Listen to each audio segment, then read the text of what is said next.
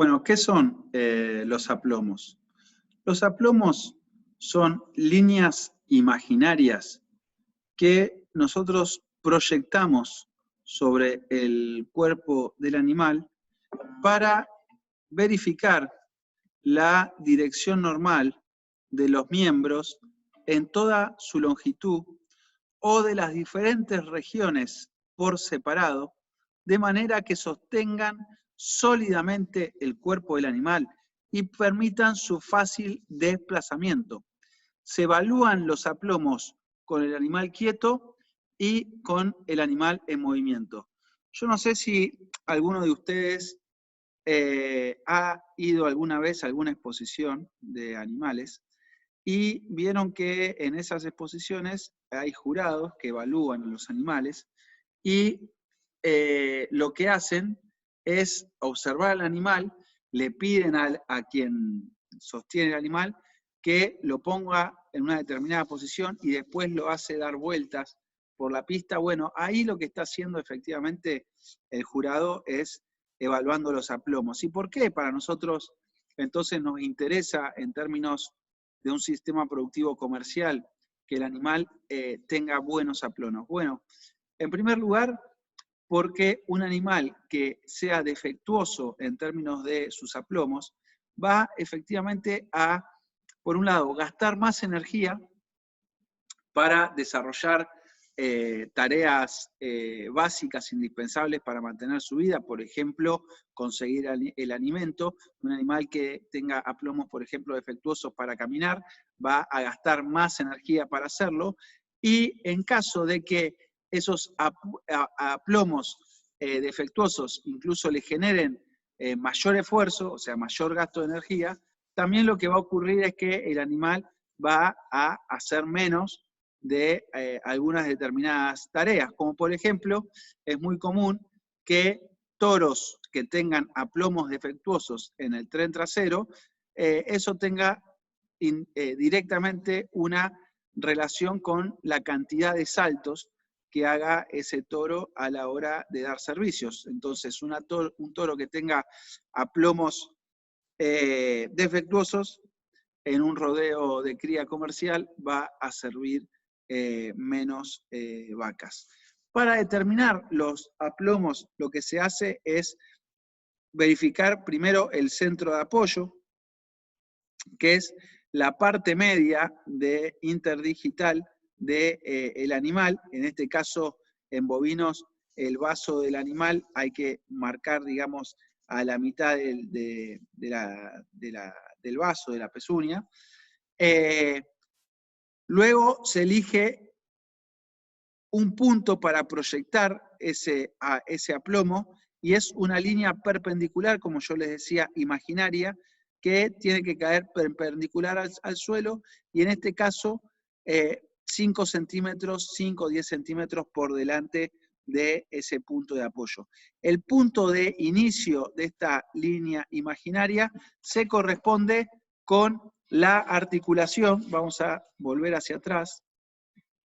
Esta articulación entre el omóplato, perdón, entre el húmero y el radio.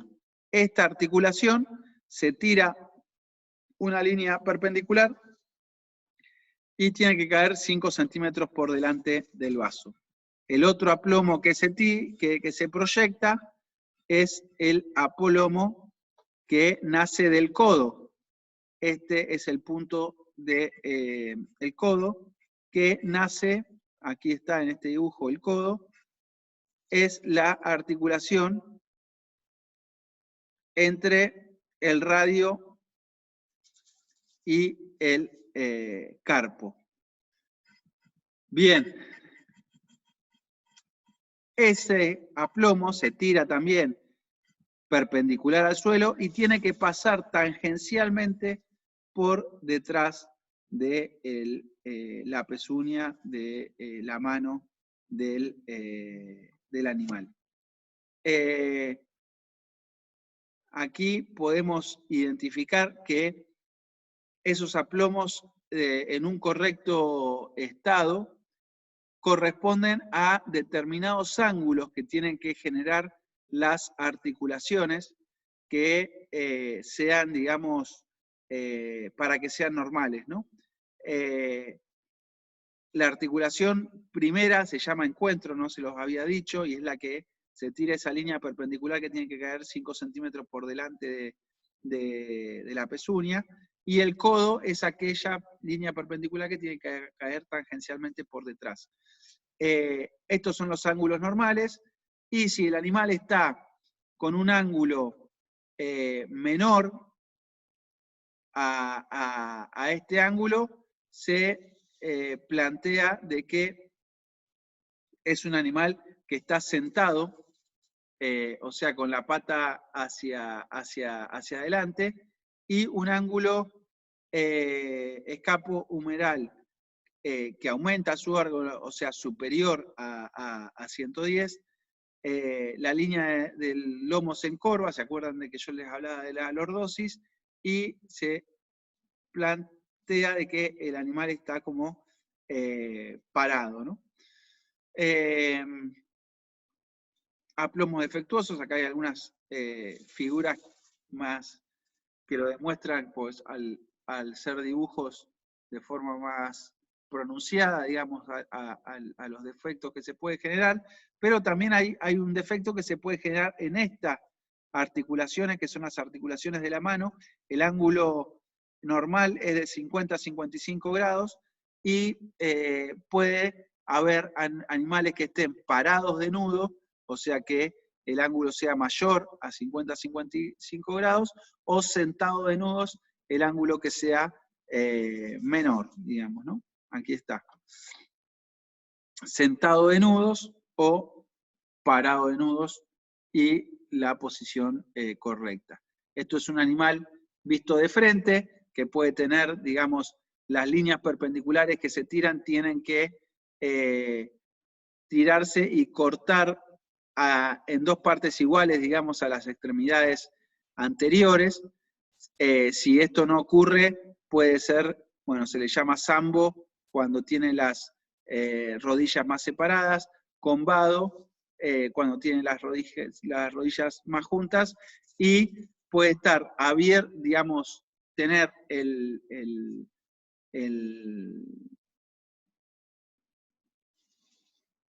la parte delantera del animal puede estar demasiado abierta, o puede tener un aplomo normal como este último. Bueno, otros dibujos que muestran más o menos lo mismo, y los aplomos traseros son en general los que más nos interesan, sobre todo, como les decía, en animales machos reproductores. El aplomo que se tira es un aplomo que sale de la nalga del animal, tiene que tocar tangencialmente al garrón y caer de vuelta unos 5 centímetros por detrás de la pezuña, el vaso del animal.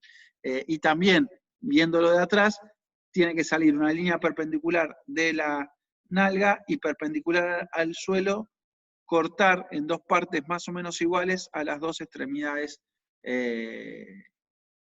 traseras, digamos, ¿no? Acá vemos también de vuelta dibujos que tienen que ver con mostrar un garrón demasiado recto, fíjense si tiramos una línea, hagan el ejercicio, o un garrón demasiado acodado, o sea, caída hacia atrás ese animal, por defectos, digamos, en esta y esta articulación. Y un aplomo, el último dibujo, en correcto estado. De vuelta, algunas fotos que encontramos con sus correspondientes dibujos. Fíjense cómo un animal que está parado de garrones genera, digamos, un dorso hundido, ¿no? Sifosis se llamaba eso. Bueno, y acá hay otros 3 dibujos, viéndolo de atrás.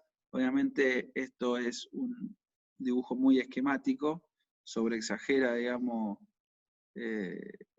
los defectos. Fíjense, patizambo, el famoso chueco, normales y con las rodillas separadas. De vuelta, más fotos. Bueno, algunas medidas que son interesantes tener presentes también, que nos sirven para hacer caracterizaciones de nuestros animales, ¿no? La alzada, ¿qué es la alzada? Es la altura a la cruz. ¿Se acuerdan que la cruz estaba, digamos, detrás del cuello? Son como los omóplatos del tren anterior. La alzada, entonces, es la altura a la cruz. Y la alzada de un animal no debe confundirse con el tamaño, está fundamentalmente determinada por el largo de los huesos de los miembros y por los ángulos, obviamente, que forman las articulaciones de esos huesos. El tamaño de un animal, por el contrario, está dado por la profundidad, el largo y el ancho del cuerpo. Tamaño es algo comparable, digamos, con el volumen del animal. Cuando nosotros analizamos, que es importante analizar el tamaño, el tamaño de un animal, no siempre en todos nuestros sistemas productivos vamos a buscar animales de gran tamaño, sino que el tamaño que nosotros buscamos de un animal tiene que ser consecuente con los objetivos productivos que nosotros nos ponemos. Esto lo van a ir viendo a lo largo del desarrollo de la carrera, donde van a ir adquiriendo, digamos, diferentes elementos, sobre todo en forrajes, en producción animal 2 también, que les van a ir definiendo esta pregunta de, bueno, ¿cuál es el tamaño que nosotros buscamos en nuestros sistemas productivos? Ustedes saben, ya lo han visto en clases anteriores, que nuestros sistemas productivos son predominantemente pastoriles, y eso incide, digamos, en la cadena forrajera, en la estrategia de alimentación y por ende en los tamaños que nosotros también buscamos de nuestros animales. Una forma de cuantificar el tamaño y que sea, digamos, algo donde los diferentes productores, sobre todo cabañeros también, tengan un elemento con el que fácilmente puedan comparar, se hizo una tabla que se llama Frame Score, que es una tabla que es un número, obviamente, que es un índice, que nos permite tener una caracterización un poco más fina del tamaño del animal cuando nosotros hablamos de tamaño. No es lo mismo que un productor se encuentre con otro y le diga, ¿de qué tamaño son tus animales? Y son grandes, muy grandes, más o menos grandes, o son chicos. Hay poca, digamos, posibilidades de que el otro productor se lo pueda imaginar si no están ahí a la vista los animales. Entonces, mediante el frame, podemos decir, bueno, un animal es de frame 4, un animal es de frame 6, un animal es de frame 5, y tener una noción más acabada de qué estamos hablando, ¿no? Es una medida patrón. Y el cálculo que se hace para determinar ese frame tiene que ver con relacionar, no importa, digamos, que ustedes sepan acabadamente la fórmula, es un cálculo que se hace relacionando la altura, que es la alzada, se toma al anca en vez de como decíamos acá, a la cruz, se hace la alzada al anca, que es a la parte trasera, digamos, del animal, la edad y la relación con el peso del animal. Y es una medida que se toma en terneros de 6 meses de edad. ¿Y esto por qué es importante? Porque si ustedes se acuerdan de cuando veíamos las clases de sistema productivo de cría, ¿qué pasa a los 6 meses? Bueno, el animal todavía no se ha destetado o está próximo a destetarse. Quiere decir de que ha vivido al pie de la madre. Y durante ese periodo se caracteriza de que el animal ha sufrido los mínimos trastornos nutricionales posibles, ya que la madre le garantiza su correcta alimentación y nutrición con el suministro de lácteo,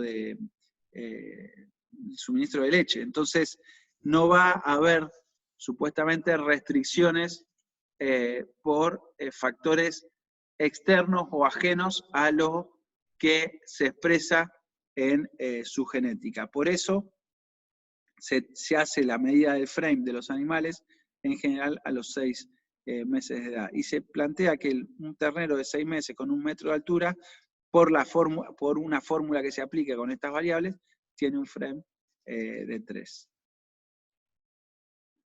Nos vamos metiendo en algo que vamos a ver, que tiene que ver con el tema razas y algunos de los biotipos que utilizamos en producción ganadera.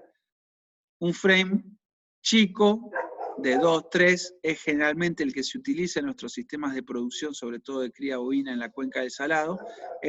Corresponde, por ejemplo, a una raza británica, la Angus tradicional.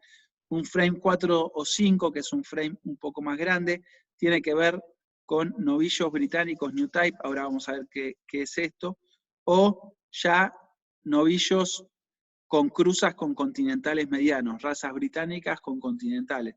Y un frame ya más grande tiene que ver con novillos británicos New Type, cruzas con continentales o cruzas con índicos. Ahora nos vamos a meter en qué estamos diciendo con cada una de estas definiciones de estos diferentes animales. Antes de eso, a mí me interesa que podamos definir qué es un biotipo. En la producción ganadera, obviamente podemos tener biotipos carniceros, biotipos lecheros, biotipos de trabajo ya están prácticamente en desuso, fueron importantes en otra época de nuestra historia, en el desarrollo agropecuario argentino, o biotipos doble o triple propósito. Hay, digamos, algunos doble propósito que todavía se siguen utilizando entre biotipos carniceros y lecheros, pero también han sido los menos, o son los menos, mejor dicho, por la especialización que ha requerido la producción ganadera en las últimas décadas, sobre todo. Ahora, un tipo, ¿qué es? Es aquel, digamos, espécimen que reúne el conjunto de caracteres comunes a un determinado grupo de individuos. O sea, es el conjunto de mayor cantidad de caracteres comunes a un determinado grupo de individuos, teniendo en cuenta claramente características tanto fenotípicas como genotípicas. Cuando reunimos ese conjunto de caracteres, o mejor dicho, ese grupo de individuos que reúne el conjunto de caracteres comunes, tanto fenotípicos como genotípicos, estamos hablando entonces de un biotipo. Y nuestros biotipos obviamente están determinados por determinado objetivo zootécnico, determinado objetivo de producción animal. Entonces, encontramos los biotipos carniceros, son aquellos que reúnen el conjunto de individuos que reúnen las características para producir mejor carne. Los biotipos lecheros o el biotipo lechero es el conjunto de individuos que reúnen las características para producir mejor leche y así. Entonces, en función de lo que hemos dicho, claramente estamos aquí en esta foto frente a la presencia de un claro ejemplar de un biotipo carnicero. Como ustedes pueden ver en la foto, es una foto de un animal con un gran volumen corporal, un esqueleto proporcionalmente reducido a ese volumen corporal, y se pueden ver cómo sobre todo el desarrollo muscular de la zona del dorso, del lomo, de la grupa y del tren posterior es una zona de gran desarrollo muscular que corresponde a lo que se llama en la jerga carnicera el corte pistola. Y ese corte pistola es importante porque de este lugar se obtienen los cortes carniceros de mayor valor comercial e incluso es de donde se obtiene la llamada, no sé si la han escuchado alguna vez mencionar, cuota Hilton, que son, digamos, es una pequeña porción de la producción de carne de nuestro país que está destinada a la exportación, sobre todo a países europeos que tienen un alto valor comercial. Este corte pistola está dado, después vamos a ver en otra clase posterior, una clase sobre crecimiento y desarrollo, pero está relacionado a una línea de crecimiento que nace, digamos, de las extremidades posteriores y va hacia, recorriendo la parte de arriba del animal hacia, al extremo anterior, y otra curva de crecimiento que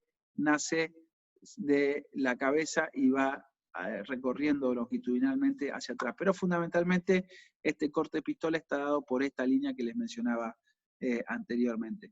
Del lado de frente, este animal va a tener, digamos, una tendencia a formar una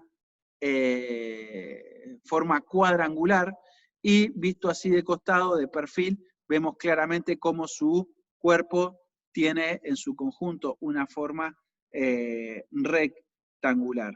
Tiene un predominio internamente de su aparato digestivo, de un gran desarrollo ruminal, lo que le da una gran capacidad de asimilación de alimentos voluminosos. Si hacemos un repaso de lo que vimos en el primer video, bueno, tiene una cabeza obviamente compacta, un cuello corto, chato, compacto. No podemos diferenciar claramente las diferentes partes que mencionábamos a forma descriptiva separadas en el video anterior. La cruz es ancha, es amplia, es bien cubierta por una espesa y pareja manta de carne. El dorso es recto, es ancho, es corto. El lomo también es un lomo bien ancho, corto, horizontal. La grupa es una grupa cuadrada. Las extremidades, fíjense que son cortas. El vientre, obviamente, lo más paralelo al suelo posible, y las extremidades también con depósito de tejido muscular. Razas que podemos identificar como razas del biotipo carnicero. Bueno, primero tenemos que decir que en razas tenemos que diferenciar entre razas puras, por un lado, y las razas sintéticas. Las razas puras son las que provienen de, digamos, una histórica evolución y selección natural de determinadas regiones del planeta. Las razas británicas, como su nombre lo indican, vienen de la isla del Reino Unido. Las razas continentales provienen, son originarias del continente europeo, y las razas índicas son aquellas originadas en la India, en el sudeste asiático, y son en realidad una especie diferente. Cuando hablamos de las razas, británicas y continentales, estamos hablando de el Bos taurus, y las razas índicas pertenecen a la especie Bos indicus. Esta es una conocida, digamos, imagen de una bebida de Argentina, que en su etiqueta tiene a los 3 primeros reproductores que ingresaron a nuestro país, los criadores, es la marca de esa bebida. Y acá tenemos un Shorton, que creo que es, el Shorton, su nombre era, si no me equivoco, Tarquinus. Virtuoso era el Aberdeen Angus, y el otro no me acuerdo, bueno, pero es la raza Hereford, la raza Aberdeen Angus y la raza Shorton, las 3 principales razas británicas, y las primeras razas provenientes de Europa que ingresaron a nuestro país. La raza Aberdeen Angus, el Aberdeen Angus puede ser Aberdeen Angus negro o también colorado. La raza Hereford. La raza Hereford, y esto es interesante para que lo podamos plantear, la raza, ¿por qué un animal es de raza? Bueno, animales de raza, siempre hacemos un ejercicio en las clases presenciales que es interesante, que ustedes puedan llegar a la conclusión de por qué un animal es de raza. Bueno, un animal es de raza simplemente porque se sabe cuáles son sus progenitores, quién es su madre y quién es su padre. Y efectivamente las razas se construyen porque hay un conjunto de productores, de criadores, que se ponen de acuerdo y forman la asociación, en este caso Asociación de Hereford Argentina, Asociación de Aberdeen Angus Argentina, y en las asociaciones lo que se hace es la descripción de la raza, y entonces un animal puede ser inscripto en una determinada raza porque reúne a las características que hacen, ese animal reúne las características que hacen a esa raza, digamos, ¿no? Entonces, el Hereford, por ejemplo, es una raza que ejemplifica muy bien cómo muchas veces las razas son definidas en función de intereses que no tienen que ver, o sí, con determinados objetivos productivos. La raza Hereford, por ejemplo, no habilitaba en su caracterización que se inscriban animales que tengan algún tipo de mancha en la cara. Y se planteaba con de forma bastante estricta, qué cantidad de porcentaje de su pelaje tenía que ser colorado y cuánto tenía que ser blanco. A medida que fueron pasando los años, los productores sobre todo se dieron cuenta que los animales que el Hereford era una raza muy propensa a tener cáncer de piel cerca de los ojos, y que los animales que tenían algún tipo de mancha alrededor de los ojos eran animales menos propensos a obtener ese tipo de enfermedad. Entonces hubo una presión por parte de los productores, una presión que se fue dando inclusive por la vía de los hechos, porque los productores mismos dejaban a terneros y terneras que tuviesen, digamos, algún tipo de pigmentación alrededor de los ojos, y entonces la Asociación de Productores, Asociación de Criadores Hereford Argentina tuvo que incorporar como posibilidad de inscripción en la raza a animales que tuvieran algún tipo de mancha en la cara. Esta es la raza Shorton, una raza que fue muy difundida en el país a principios del siglo pasado, porque era una raza doble propósito, carnicera y lechera, pero fue prácticamente perdiendo importancia y hoy está reducida a unos pocos establecimientos que crían este tipo de animales.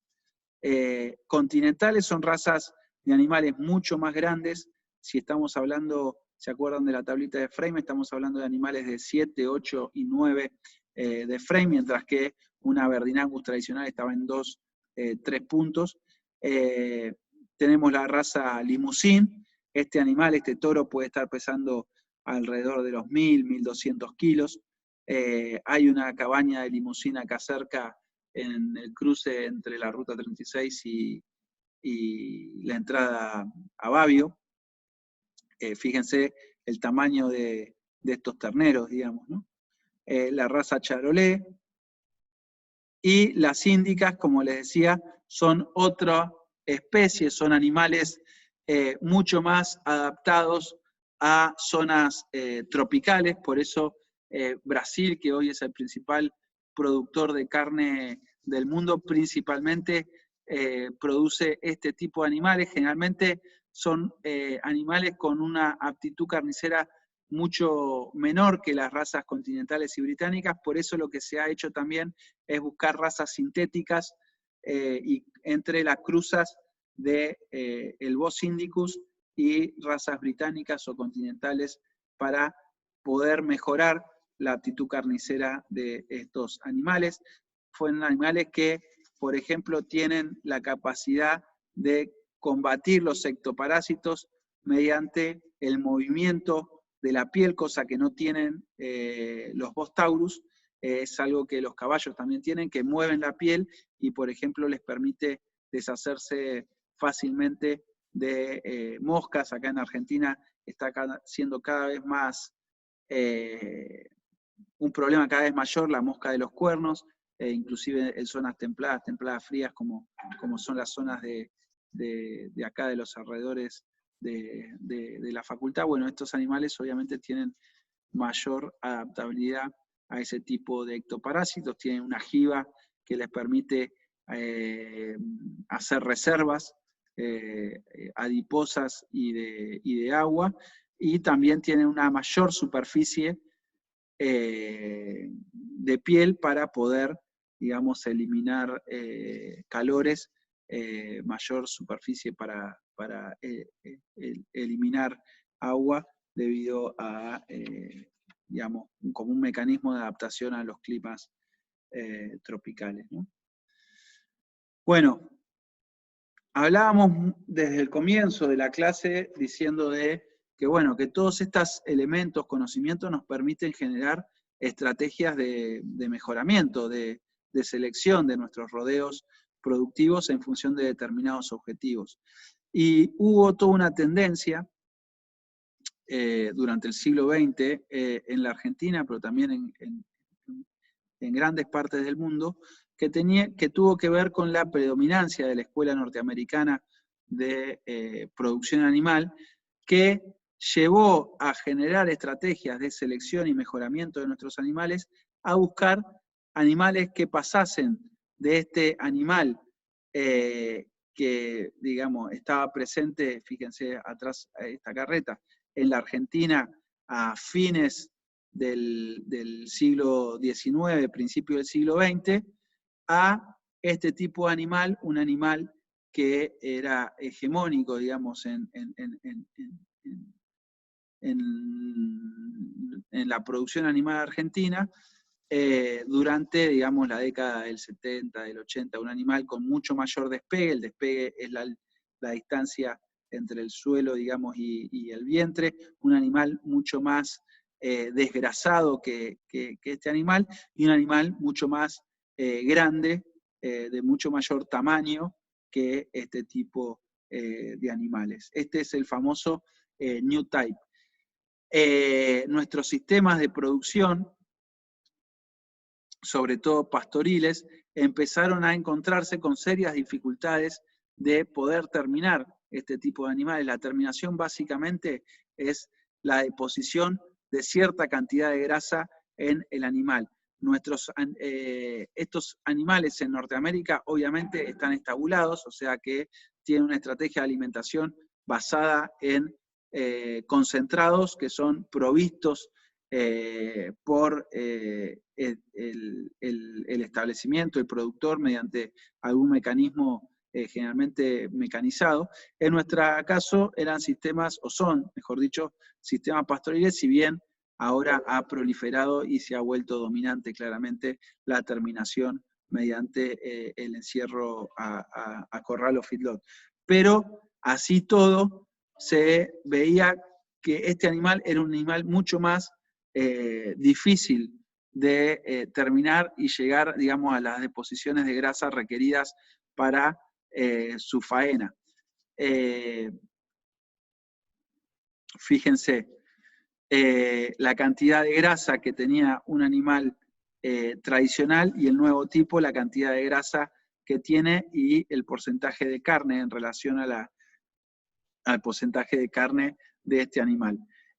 Las tendencias que se han dado en los últimos 20 años en la Argentina es tratar de volver hacia algunas de las características que tenían los animales tradicionales, sobre todo en cuanto al tamaño. Por eso, si han tenido la oportunidad, por ejemplo, de ir al campo de producción de cría de la facultad El Amanecer, van a ver animales de un frame muy chico, son vacas de frame, yo calculo que deben estar en 2, es un Angus tradicional, pero llamatoriamente chico, y tiene que ver con que esos animales tienen una menor exigencia de recursos para mantenimiento y nos permite, digamos, generar estrategias de alimentación acordes a los objetivos productivos que nosotros tenemos. Y, por ejemplo, en ese establecimiento,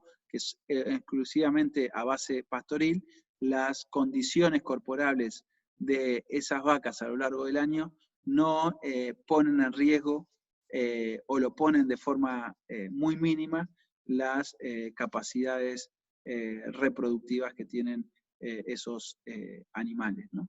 El biotipo lechero, como les decía en un comienzo, tiende a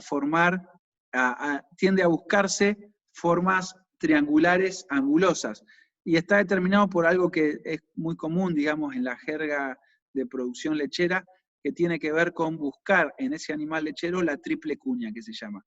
Una primer cuña está dada por, visto el animal de perfil, una línea por arriba del lomo que sea paralela al suelo, pero claramente una línea del vientre con clara descendencia hacia la parte posterior.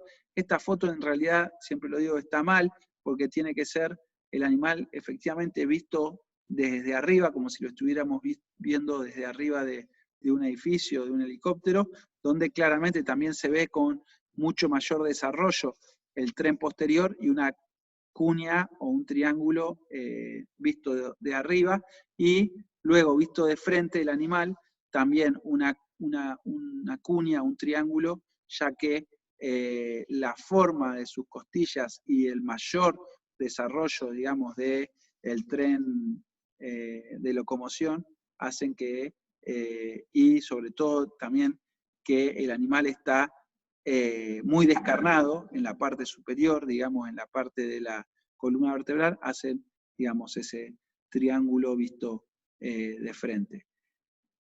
Vemos un animal, un biotipo lechero, una cabeza angulosa, un cuello mucho más largo, descarnado que el biotipo carnicero. Vamos a una foto que a mí siempre me gusta mostrar. Fíjense cómo en esta foto se ven las diferentes ondulaciones que tiene que ver con la separación entre las costillas y,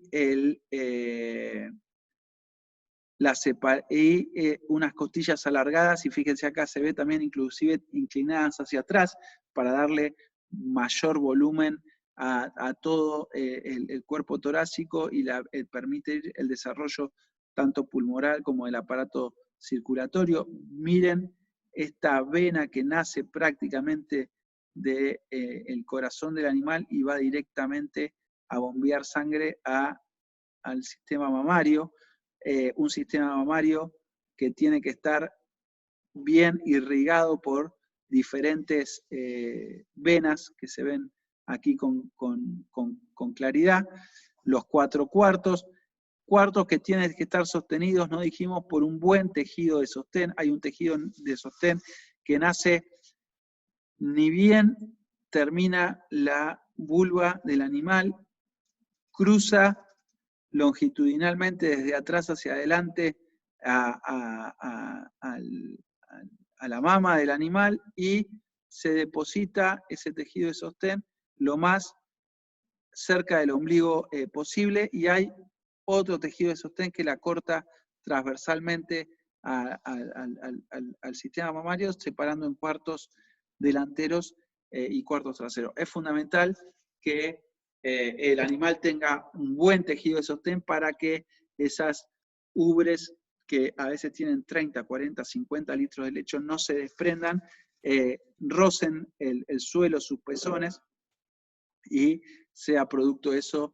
de consecuencias como infecciones, mastitis, etc. Los pezones también tienen que estar ubicados correctamente, digamos, en el centro del cuarto mamario, tener una longitud aceptable y no tener malformaciones. La longitud es fundamental porque hoy los sistemas de producción lecheros son principalmente mecanizados, y entonces necesita, digamos, la pezonera tener un pezón de una determinada longitud para poder, digamos, adherirse bien y poder generar el vacío necesario. Bueno, creo que con esto estamos en relación, bueno, biotipo lechero, uno de los principales razas de producción de la Argentina, obviamente es la Holando argentino. Es una vaca grande que puede pesar 650, 700 kilogramos fácilmente, que no es posible sostener altos niveles de producción solamente a pasto, y por eso encuadra, digamos, este tipo de animales en sistemas pastoriles, pero con suplementación.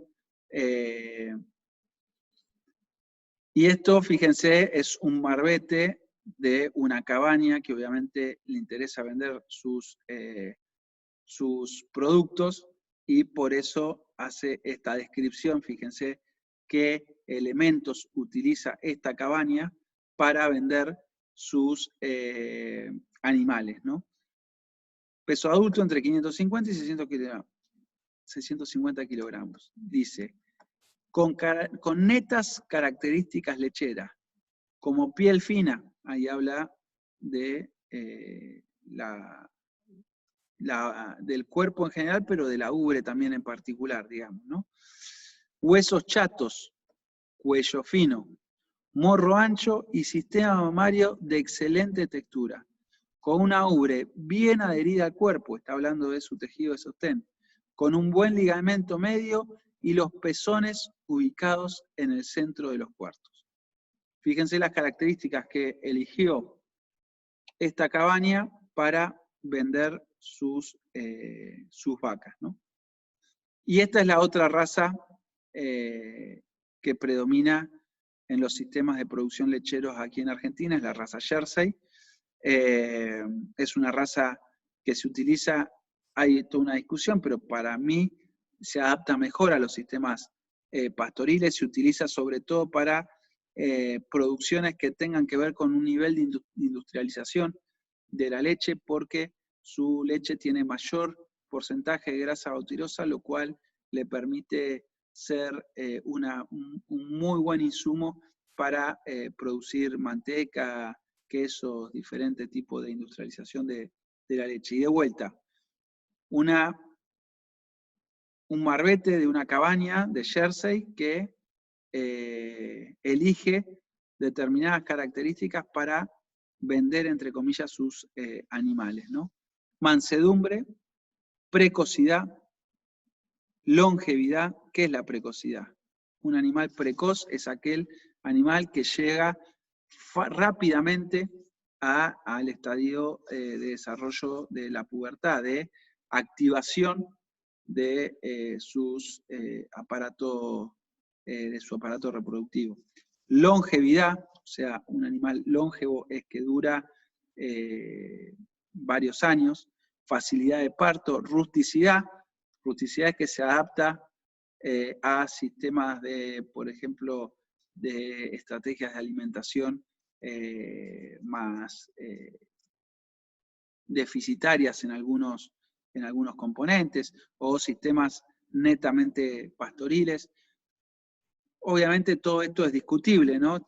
Como les decía, esto es una empresa, una cabaña que elige poner determinadas características para vender sus reproductores. Rentabilidad, no sé qué habrán querido decir, porque no tiene que ver, digamos, la raza con la rentabilidad. Tal vez lo que podemos asociar es que efectivamente al tener menos costos de mantenimiento puede ser un animal más rentable. Eficiencia en la conversión de pasto a leche, efectivamente al ser, como les decía, un animal más pequeño, convierte mejor tal vez el pasto en leche. Peso adulto, fíjense que está entre los 350 a 450 kilogramos. Bueno, yo dejo hasta ahí. Espero que les haya servido este acompañamiento, y cualquier consulta que necesiten hacer, mi mail es manuelbertoldi@hotmail.com, así que estoy a disposición para esta clase en particular o para cualquier otra duda que necesiten evacuar, que me manden un mail y bueno, lo vamos charlando. Saludos, un abrazo.